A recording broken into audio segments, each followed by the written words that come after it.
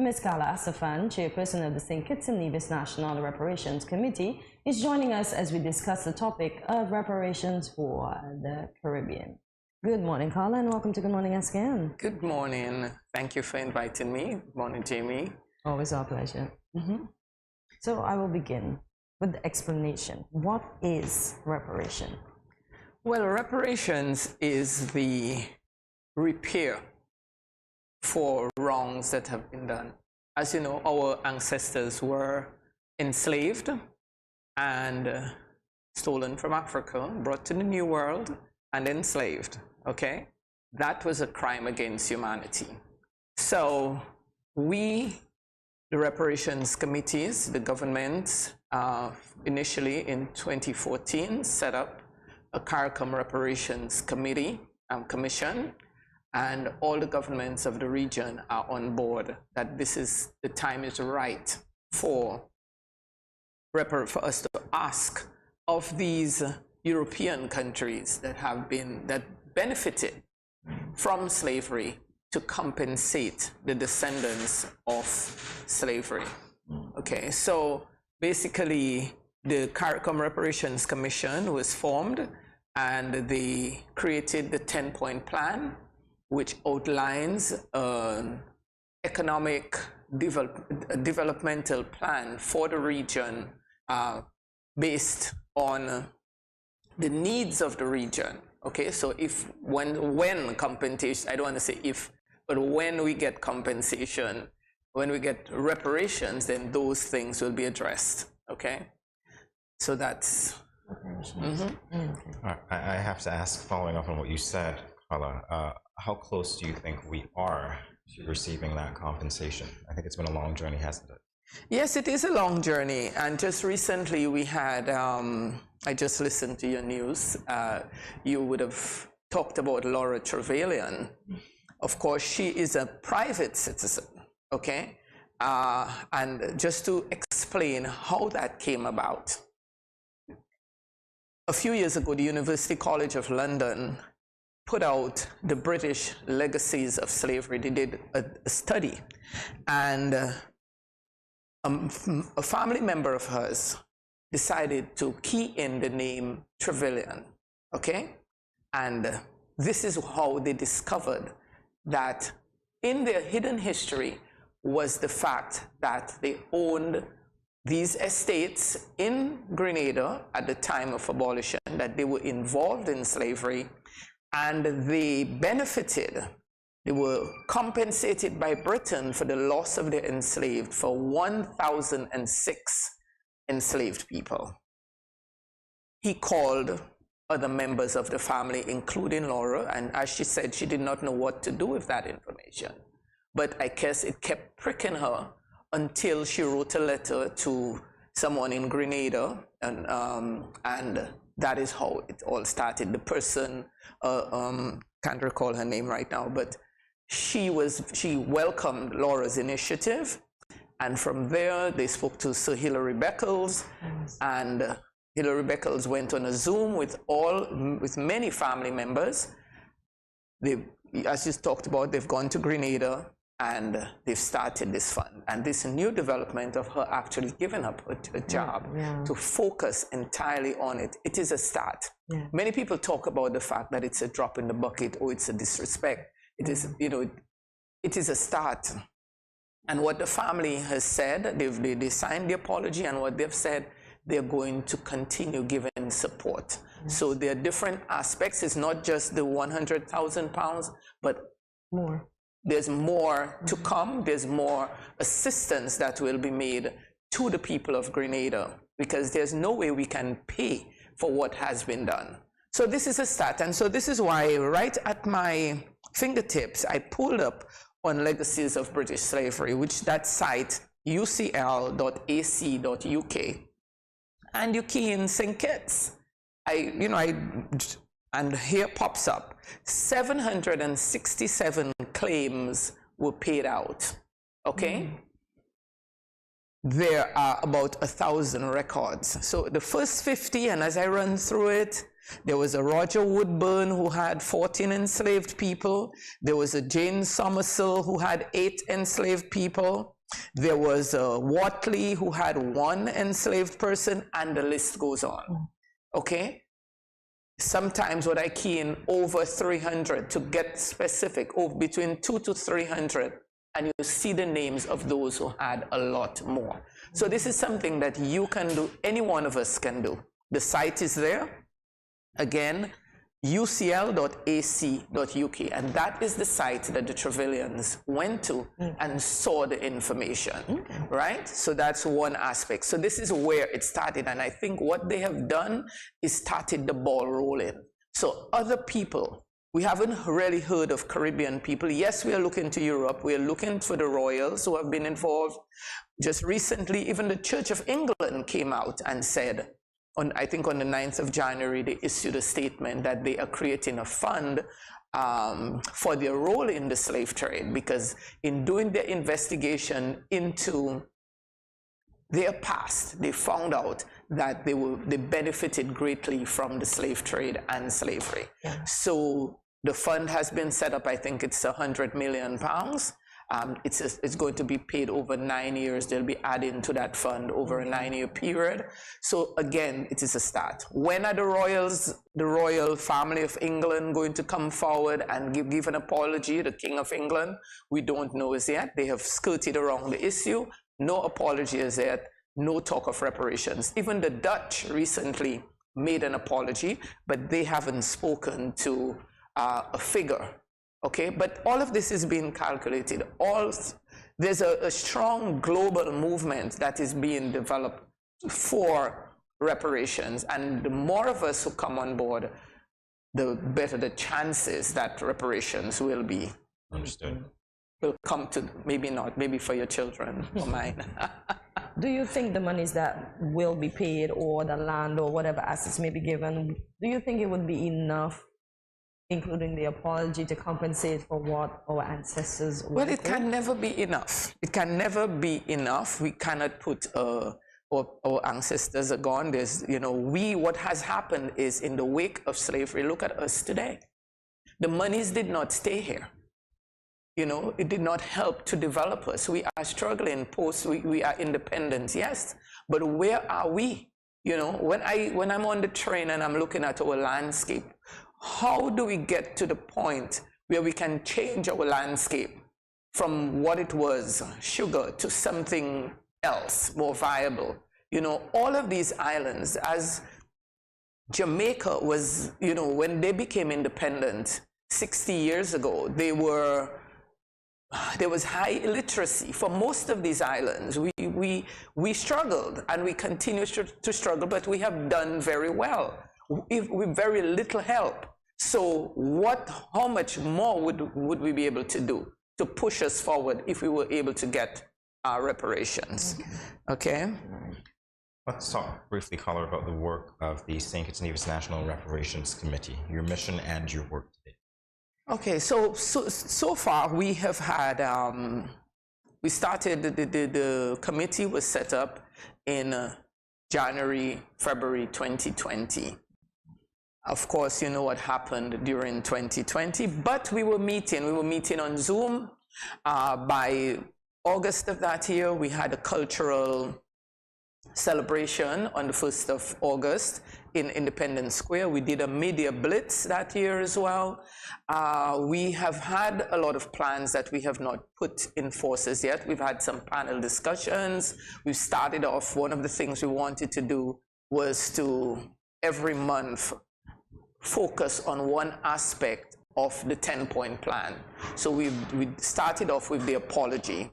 We did another, we have done another panel discussion as well. We had plans to do one during Black History Month. So those are the things. We want to do a lot of advocacy, going into the schools to talk to young people. We would love to see a youth arm of the reparations.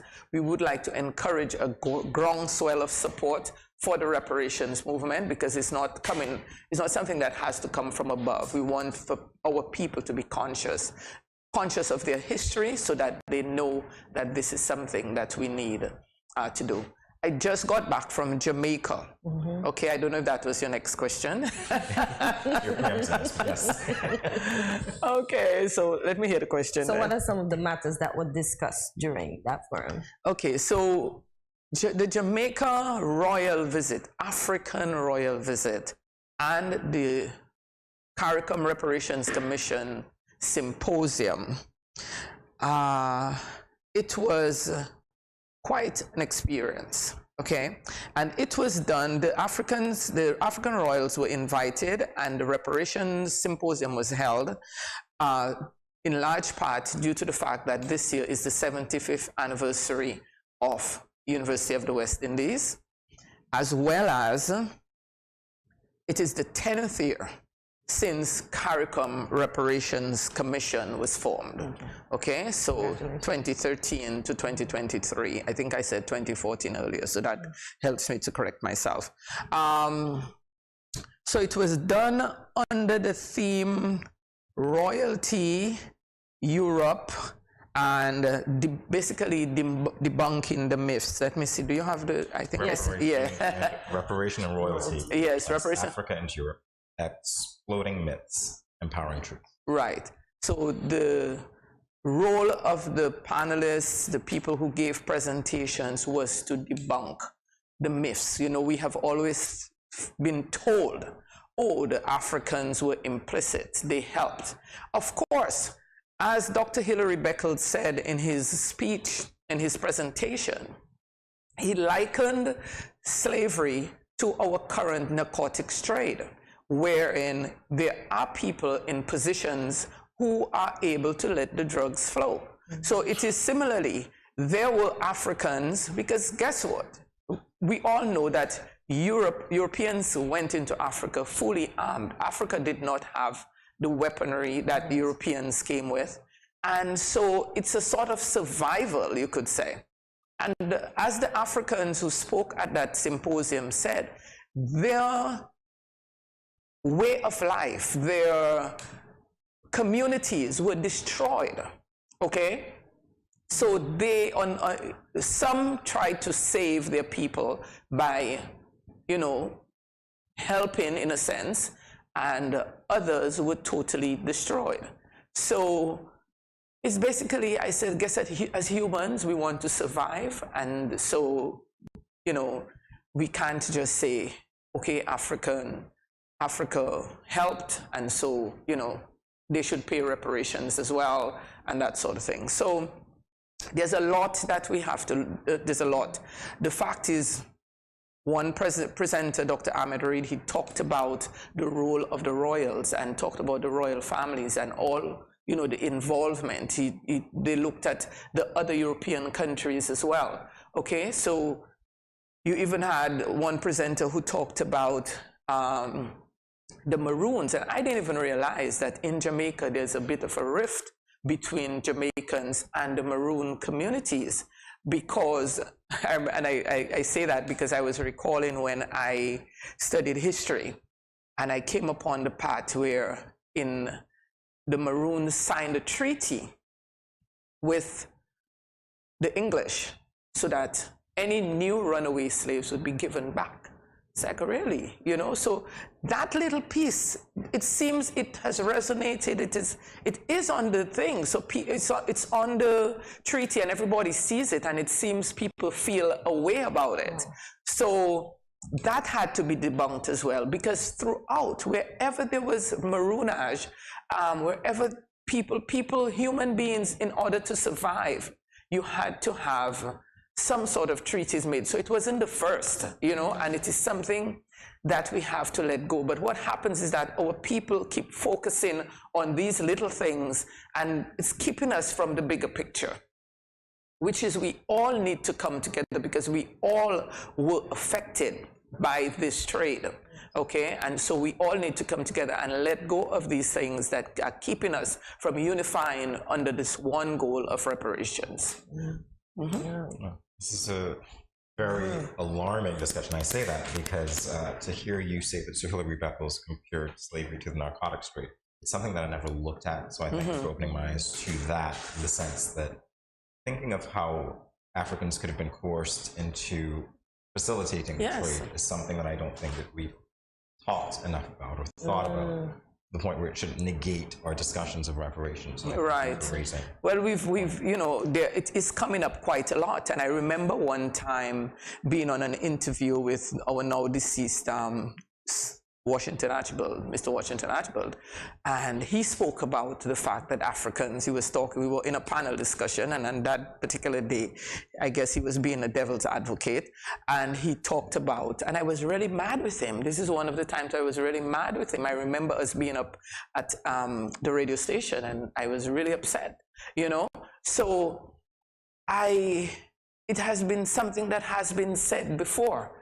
Okay, but we have to understand, how do you fight? Just recently I looked at Njinga. Have you looked at it? It's a documentary on Netflix. And you saw how she wanted to save her people, you know, and the lengths she had to go to try and stop. They were stealing people, just, you know, they did not give up. From the Portuguese to then later on you had the coming of the Dutch. She even tried, she used the phrase, the enemy of my enemy is my friend, basically. So tried to work with the Dutch, but the Dutch also wanted slaves. All their focus was on getting and stealing Africans. And so how much did they want? One of the things she did was to become Catholic. You know, so you can look at the movie and you will get in, so that she could save her people, because she would be seeing the people all Catholic, so they don't want to take Catholic people with them. The Catholic Church was very implicit in all of this, you know, at that time in slavery. So as I said, we've heard the Church of England come forward. We've heard many years ago that the Catholic Church apologized. But there's a long way to go. There's a long way to go in all of this. As we speak about apology, the two recent symposiums held in Grenada and Jamaica, are there any plans to host one in St. Kitts? Well, I know in speaking with the Royals, they would like to come to St. Kitts. They want to go to all of the islands. They would like to come to St. Kitts and Nevis. So that is something we will be looking at. We had a symposium in St. Kitts in 2015. To answer your question, it's the question that you asked. Is it a myth? Is it a, you know, like, when will we ever see it? Okay, so that was how many years ago? And now we see what's happening.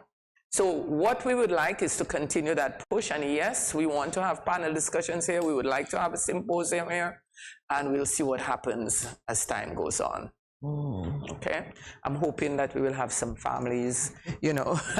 I know that there's Kalonji, Ras Kalonji, he's part of the committee, and for years I think Kalonji has like a Bible of information about a family who owned Brooks Estate and Cunningham Estate, and the